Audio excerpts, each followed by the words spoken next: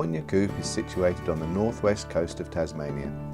It's a small, high conservation value coop, of which approximately 49 hectares is to be logged. Yeah, my name is John Lawrence. I'm an economist and an accountant by profession. Currently I'm working as a public policy researcher. In my research over the years, I've done a lot of work on forestry. I've written articles and government submissions. I've lived in a rural area. I've been a plantation grower. I've even worked for Forestry Tasmania in my student days and with mature age assessments. So I'm reasonably familiar with forestry. Well, for a coop to be profitable, first of all, it has to cover the costs of harvesting, carting and getting to the mill. It's only in the last year that Forestry Tasmania has been able to cover those costs. But in addition, if a coop wants to be profitable, it also has to cover the overheads. It has to cover employee wages, it has to cover office overheads. And Forestry Tasmania has failed to do that in the last few years. Thirdly, there is another lot of costs, which are the costs of roading and the costs of regeneration and burning. So they have to be covered out of coop proceeds if you were to argue that the coop is profitable. The fact now is that the coop is very much a juvenile forest. There's not much timber there. Forestry's figures say there's only 245 tonnes per hectare. It's been a regrowth coop growing for 60 years, which means that it's only grown 4 tonnes per hectare per year. Half of it's going to go to wood chips, and there's no way knowing you could make money if you're going to sell native wood chips which only grow at 4 tonnes per hectare per year. Most of the rest, there are a few saw logs, but most of the rest will go to Taryan as peeler billets.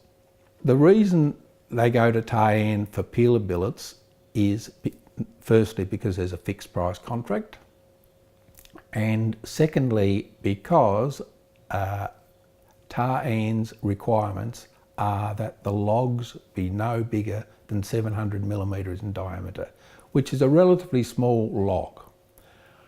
So in order to fulfil a fixed price contract with Taryan, they have to chop down juvenile forests.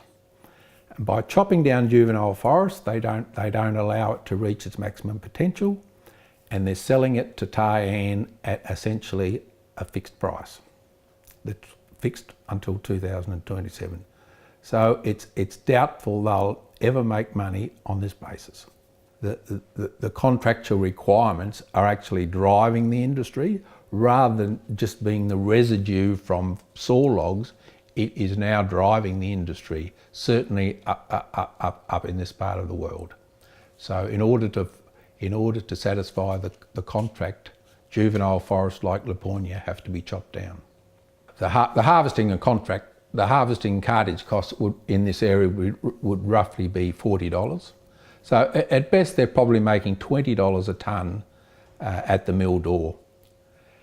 There's no way knowing that you can make money out of that sort of operation. That is not enough to cover all the costs that I've talked about.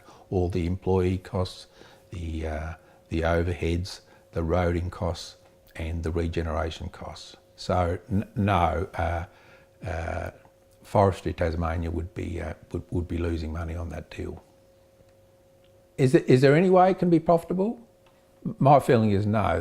Once you take into account all the costs, not only the cost of harvesting, carting, but all the other costs, it's not profitable.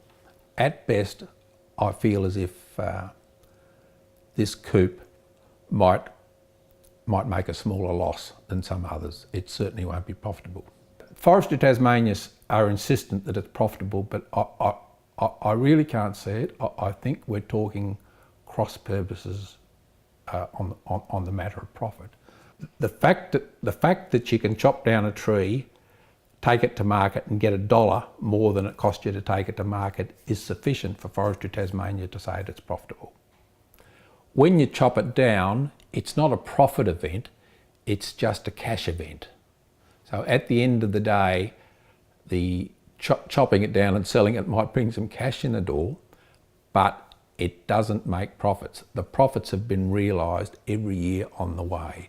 So for Forestry Tasmania to say that it's profitable just fundamentally misunderstands the way profits are calculated in the forest industry.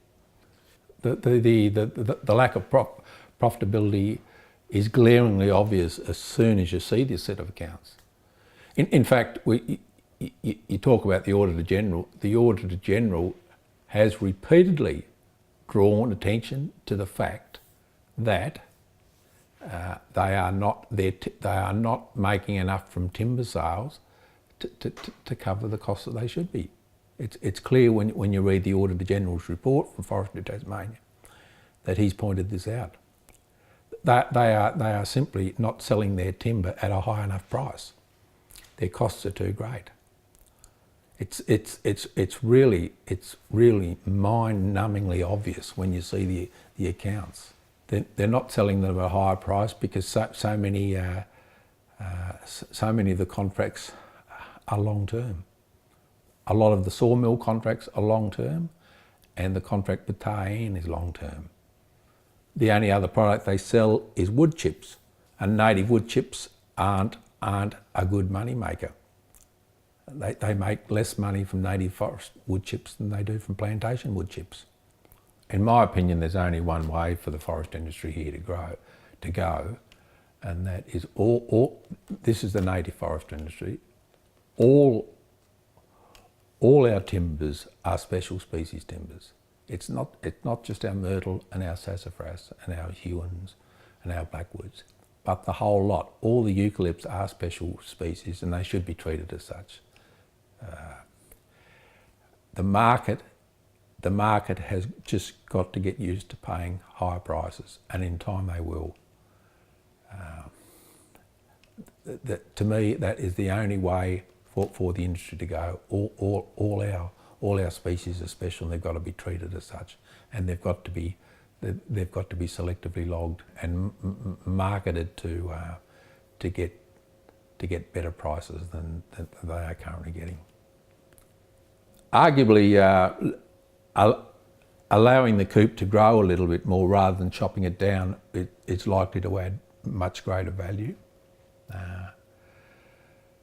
I mean, essentially, when you chop it down, the replacement forest has zero value. It's got zero book value. So you've replaced a forest with potential with basically a Clearfield disaster. I mean, it might satisfy Taene, but Forestry Tasmania's balance sheet has gone backwards. The environment has suffered, and the atmosphere is clogged up with so much more carbon dioxide. So overall, Taene might win, but everybody else loses.